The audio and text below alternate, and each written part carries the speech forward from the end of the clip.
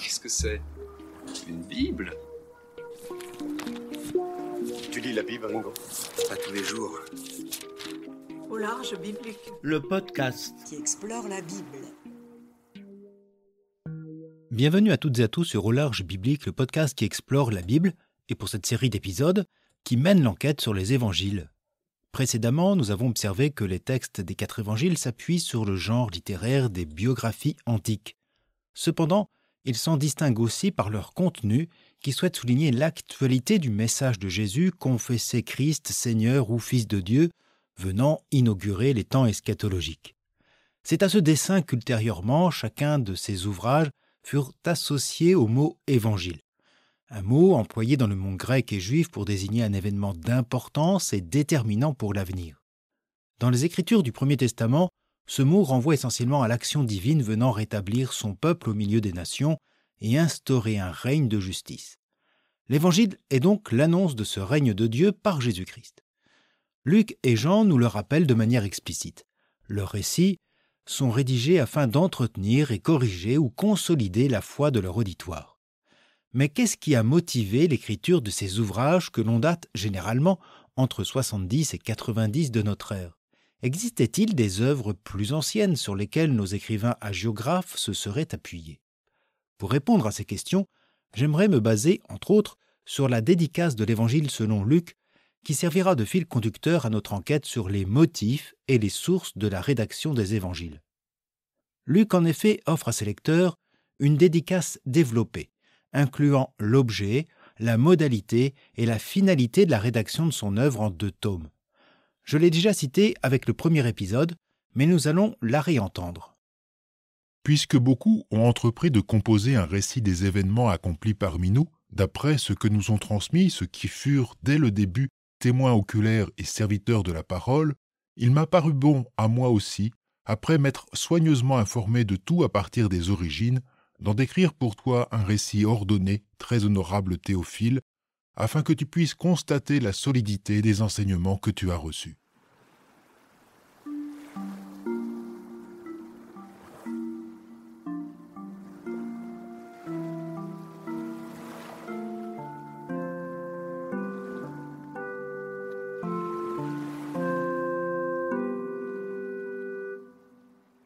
Luc parle d'événements accomplis parmi nous.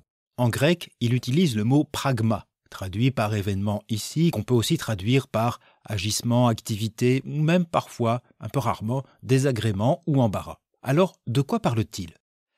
Il peut paraître surprenant que lors de cette dédicace à Théophile, commanditaire, mécène ou ami, nous verrons cela dans un autre épisode, Luc ne mentionne nullement la personne de Jésus. Certes, ce sera le sujet principal de son œuvre, ou plus précisément, du premier volume de son œuvre, l'Évangile. Celui-ci concernera l'avènement de Jésus de Nazareth, qui se révèle pour lui et les premiers chrétiens dans la foi, le Christ et Sauveur. En effet, l'œuvre de Luc possède un second volume, le livre des Actes des Apôtres, qui raconte, du point de vue de Luc, la diffusion de l'Évangile, depuis Pierre jusqu'à Paul, pour résumer.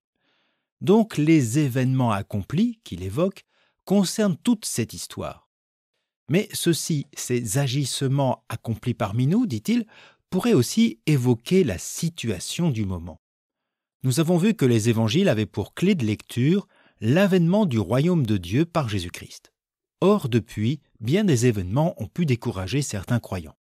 Il faut rappeler que pour certaines de ces communautés chrétiennes, la résurrection de Jésus annonçait le règne de Dieu sur terre, le temps eschatologique, qui adviendrait de manière imminente et définitive avec le jugement de Dieu, la résurrection des morts, un bouleversement politique et cosmique pour l'inauguration, l'instauration d'une ère de paix, une victoire assurée.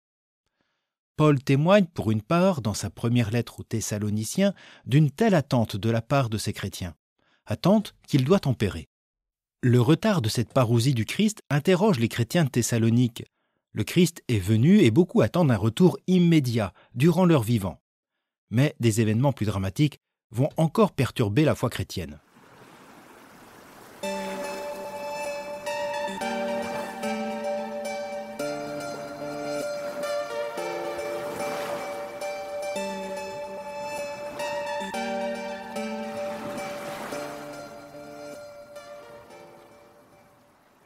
Depuis son avènement, le christianisme est confronté à des épreuves. L'avènement du Christ et surtout son annonce par ses disciples ne suscitent guère d'adhésion dans cette sphère du judaïsme, et les quelques étrangers à la foi juive qui y adhèrent sont encore minoritaires, hormis les communautés de Paul. Les débats au sein des synagogues entre chrétiens et autres juifs ont été houleux. L'évangile de Jean, actualisant son récit, évoque plusieurs fois ses disciples exclus, pour ne pas dire excommuniés de certaines synagogues au dernier tiers du 1er siècle. C'est aussi à ces situations que les évangiles répondent en offrant aux auditeurs des éléments de réponse pour montrer que leur foi chrétienne demeure en accord avec le judaïsme et ses écritures. De plus, à cette période, des événements vont frapper de plein fouet les communautés chrétiennes. Il y eut déjà des querelles et des violences vis-à-vis des chrétiens. Paul avoue lui-même être, dans sa jeunesse, un de ceux qui se sont opposés violemment aux chrétiens. Vers l'an 42, Jacques, fils de Zébédée, l'un des 12 apôtres, fut assassiné par Agrippa Ier. De même, accusés de l'incendie de Rome en 64, des chrétiens seront exécutés, dont les éminents Pierre et Paul selon la tradition. 2 ans plus tard, commence la première révolte juive contre les Romains qui débouchera sur la ruine de Jérusalem et la destruction du temple, durant laquelle fut assassiné par le grand prêtre Jacques, le frère du Seigneur, à la tête de la communauté chrétienne de Jérusalem. En 70, les armées romaines mettent Jérusalem à sac et détruisent le temple. Après ces événements, le judaïsme pharisien réuni à Yavne initie une véritable réforme de ses textes, mais aussi de ses courants de type nationaliste ou apocalyptique, en évinçant notamment les groupes chrétiens. De ce côté se pose encore plus la question de l'héritage et de l'interprétation des écritures juives, mais aussi à savoir si ces événements sont le début de la fin, des signes de l'imminence du règne de la parousie, une apocalypse à ciel ouvert. C'est justement dans son chapitre 21 que Luc fait référence, comme Marc et Matthieu, et de manière assez explicite, au siège de Jérusalem. Cependant, il tempère une lecture apocalyptique et millénariste de ces événements. On y retrouve la même logique pour des discours similaires chez Matthieu et Marc qui renvoient leur auditoire à l'origine, à la source de l'Évangile, Jésus-Christ, et notamment sa passion, qui permet de comprendre, selon eux, le présent. Nos évangiles prennent ainsi de la distance vis-à-vis de ces événements, de ces agissements ou de ces drames. Ce n'est pas encore l'avènement définitif du royaume de Dieu, et cet avènement attendu ne sera pas de cet ordre-là, nous disent-ils. Ainsi, ce n'est pas un hasard si ces évangiles ont été rédigés durant ou après l'an 70, une période trouble pour les communautés chrétiennes dans leur diversité. Le lien avec la loi de Moïse, comme avec l'ouverture au monde gréco-romain, le rapport à une fin des temps imminente, mais aussi la mort des premiers disciples de Jésus, oblige à apporter une réponse à des communautés chrétiennes en plein questionnement et en plein débat. Cela constitue un motif important, pour ne pas dire majeur, dans l'élaboration des évangiles que nous connaissons. Le travail de nos évangélistes est donc d'apporter des éléments de réponse à partir de la figure de Jésus-Christ que les premiers disciples, témoins oculaires, ont su transmettre aux générations suivantes de chrétiens.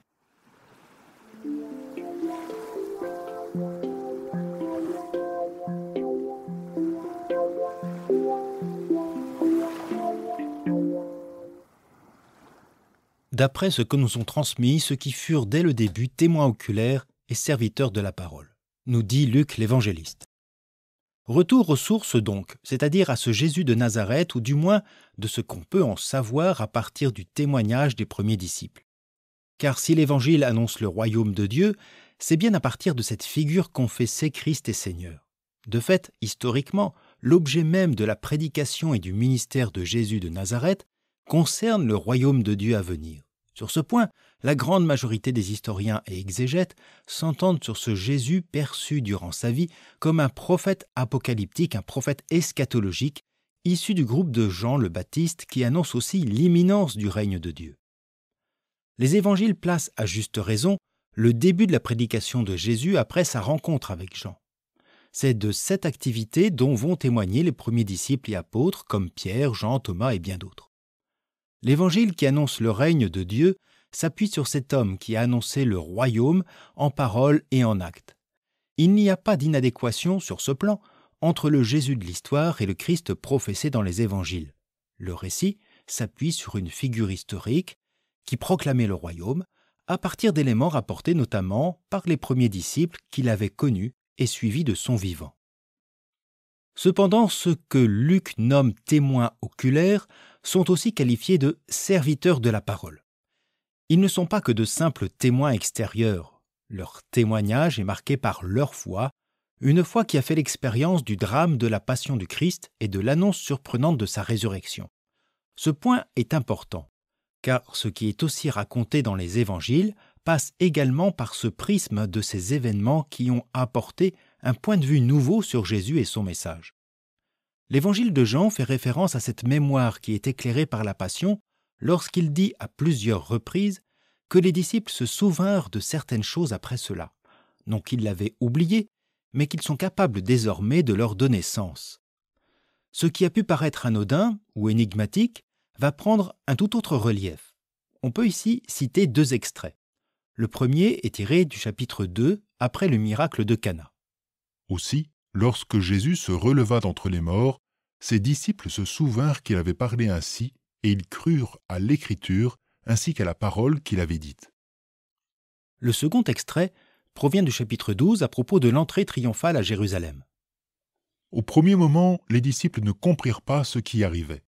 Mais lorsque Jésus eut été glorifié, ils se souvinrent que cela avait été écrit à son sujet et que c'était cela même qu'on avait fait pour lui.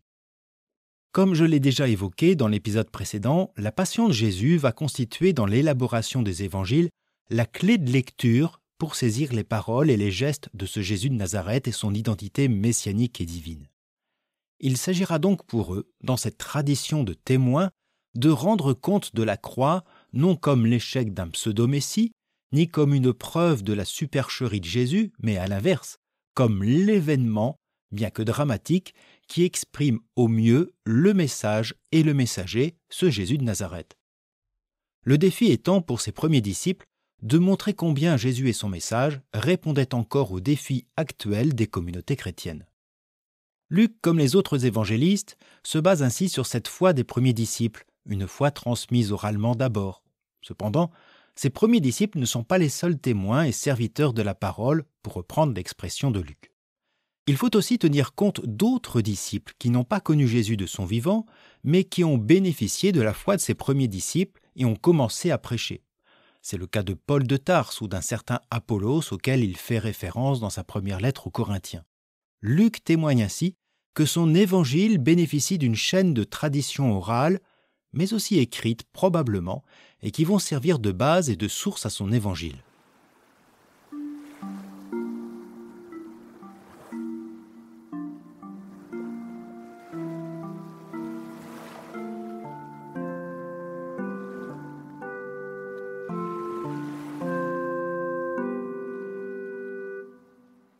Puisque beaucoup ont entrepris de composer un récit des événements accomplis parmi nous, disait Luc en introduisant son évangile. Sa dédicace établit un constat. Beaucoup ont déjà entrepris une telle œuvre.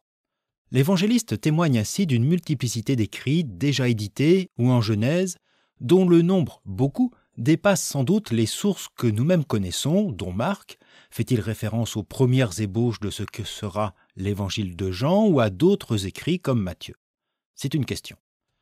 Au temps de Luc, différents éléments sur Jésus circulaient ainsi entre communautés et entre disciples qui venaient nourrir le kérygme, les premières proclamations de foi à propos de Jésus, Christ et Seigneur. Ils étaient constitués probablement, selon beaucoup d'historiens, de notes, de résumés, de propos en vue de la prédication. Ces traditions sur Jésus pouvaient concerner des récits de miracles, des controverses avec les pharisiens, ses discours, ou sa passion, ou quelques paroles, des éléments épars, indépendants les unes des autres avant d'être collectés. Nous le verrons avec l'évangile apocryphe de Thomas, un écrit du second siècle qui peut s'appuyer sur des traditions précédentes, mais qui ne comporte aucun récit. Il s'agit d'une collection de 114 paroles, 114 logia, attribuées à Jésus, dont les 2/3 sont communes à nos évangiles. Je vous en lis un extrait et on reparlera de ce texte lors d'un autre épisode. Jésus a dit que celui qui cherche ne cesse pas de chercher jusqu'à ce qu'il trouve, et quand il aura trouvé, il sera troublé, Quand il sera troublé, il sera émerveillé, et il régnera sur le tout. Jésus a dit « Reconnais ce qui est devant ta face, et ce qui t'est caché te sera dévoilé, car il n'y a rien de caché qui ne sera manifesté. » Les pères de l'Église et d'autres traditions nous offrent aussi d'autres paroles et gestes connus de Jésus qui ne sont pas dans nos évangiles et qu'on appelle agrapha.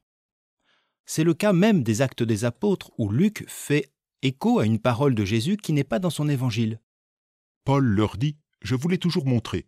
C'est en peinant de la sorte qu'il faut venir en aide aux faibles et se souvenir de ces mots que le Seigneur Jésus lui-même a prononcés. Il y a plus de bonheur à donner qu'à recevoir. » Luc a donc connaissance d'une multiplicité d'écrits et de récits, multiples en nombre et probablement en interprétation. Il faut rappeler que les communautés chrétiennes sont aussi diverses, comme nous l'évoquerons aussi dans un prochain épisode. Ces écrits, connus de ses destinataires, sont une des bases vérifiables de l'époque de son œuvre, lui donnant ainsi une autorité. L'objet de ces ouvrages nous est décrit dans un premier temps comme un récit, en grec diégésis, c'est-à-dire non une compilation, mais une diégèse, une narration cohérente. Autrement dit, Luc connaît des sources différentes et diverses à propos desquelles il dit qu'il a enquêté, c'est-à-dire qu'il est aussi parti en recherche, en vérification. Mais Luc n'est pas un simple compilateur. C'est avec ses sources et témoignages qu'il entreprend un véritable récit ordonné.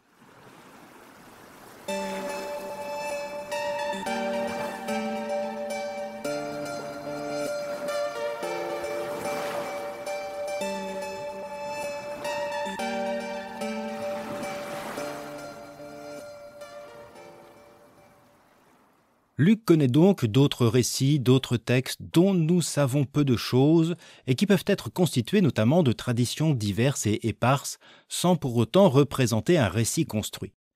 C'est ce qu'entreprend Luc par contre, lorsqu'il dit à Théophile « Il m'a paru bon à moi aussi, après m'être soigneusement informé de tout à partir des origines, d'en écrire pour toi un récit ordonné. » En soi, l'œuvre de Luc n'est pas nouvelle. Elle fait suite à de nombreux écrits du même genre ou presque. Mais elle se veut une bonne nouvelle, un évangile destiné à un public particulier qui rejoint et interroge leurs conditions présentes.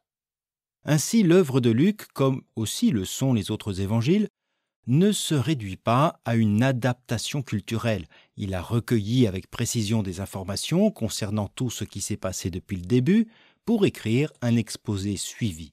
Luc met de l'ordre dans ses sources, dans tous les sens du terme. D'une part, il produit une œuvre narrative qui suit un scénario et une ligne théologique. C'est-à-dire qu'il sélectionne et ou réinterprète les traditions de manière à ce qu'elles correspondent à sa foi en ce Jésus-Christ crucifié ressuscité. Son travail de collation des différentes traditions en circulation est au service de l'annonce de cet événement. L'évangéliste rend compte du travail de l'écrivain antique qui doit s'informer, collecter des écrits et traditions avant de les ordonner pour éclairer une finalité. Cet ordonnancement, cet exposé suivi, ne se réduit pas à une chronologie des faits. Comme nous l'avons vu dans l'épisode précédent, la composition d'un récit biographique dans l'Antiquité gréco-romaine peut suivre d'autres logiques, plus narratives, plus thématiques surtout. Tout cela a pour but, je cite, « de constater la solidité des enseignements que tu as reçus », dit-il à Théophile. Luc s'adresse à un homme éminemment reconnu et respecté dans sa communauté ou dans la société, voire probablement le mécène de son œuvre, car écrire une telle œuvre et la diffuser demande des moyens financiers importants.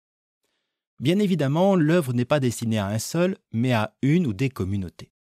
Avec Théophile, les croyants sont invités par cette œuvre nouvelle à vérifier la solidité des enseignements entendus. Luc ne nous dit pas si Théophile et d'autres sont enclins à suivre d'autres interprétations de l'évangile du Christ, qui seraient pour lui erronées ou incomplètes. Pour l'évangéliste, son œuvre est destinée à la vérification d'un savoir, lequel ne peut se réduire à une connaissance d'un passé, mais au présent de la vie croyante. L'importance du salut et de l'aujourd'hui dans l'œuvre lucanienne va en ce sens. Le Christ continue d'agir pour les croyants, comme le montreront les épisodes du livre des Actes des Apôtres. L'écriture des évangiles, comme celui de Luc, s'appuie également sur les Écritures, c'est-à-dire les Écritures juives, notre Premier Testament, et leurs interprétations par la tradition juive. Ces évangiles prennent aussi en compte des éléments de la culture hellénistique et le contexte de leur communauté que nous évoquerons prochainement. La rédaction des évangiles est donc l'œuvre d'un évangéliste qui, par son œuvre, porte un projet théologique pour répondre aux débats ou aux attentes de sa communauté. Ces ouvrages sont aussi le témoignage de traditions qui les ont précédés, notamment la voix interprétative des premiers disciples de Jésus de Nazareth. Finalement, les évangiles ne sont pas l'œuvre d'une seule personne isolée, mais aussi le fruit d'une longue réflexion, comme en témoigne l'évangile de Jean.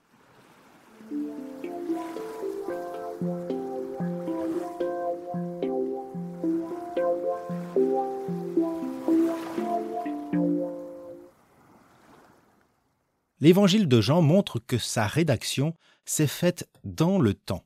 On remarque de manière flagrante des ruptures narratives et discursives qui sont la trace de couches scripturaires.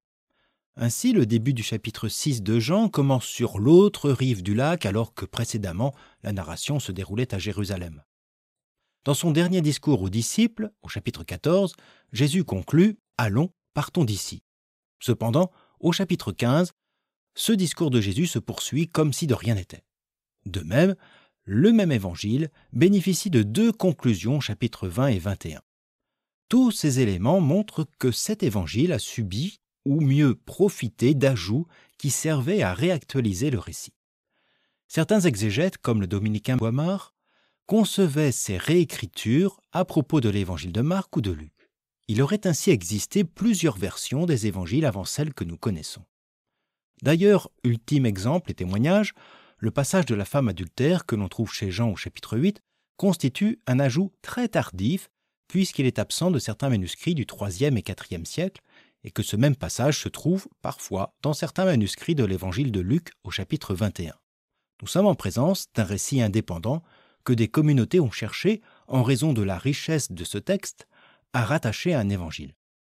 L'histoire et la tradition l'attribueront à celui de Jean. Il en est de même aussi pour l'évangile de Marc, qui à l'origine se terminait abruptement avec le verset 8 du chapitre 16. Mais dans d'autres manuscrits, on trouve des ajouts conclusifs de trois types, trois versions.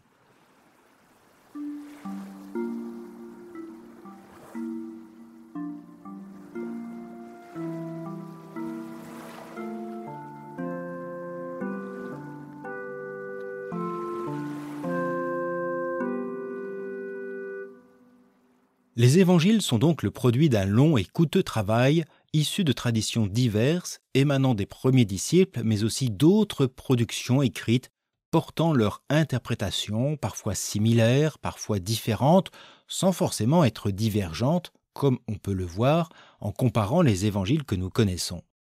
C'est ce que nous aborderons avec le prochain épisode sur ces évangiles synoptiques. Il faut aussi rendre hommage à ces écrivains pour leur génie narratif, leur inventivité, leur création propre, leur inspiration. Les évangélistes témoignent de leur implication. Chacun d'eux possède un style singulier, un rythme propre et une poétique particulière en vue d'éclairer ou de susciter la foi de son auditoire, comme nous l'aborderons prochainement. D'ici là, je vous souhaite une bonne journée, une agréable soirée et je vous dis à bientôt sur Au Large Biblique.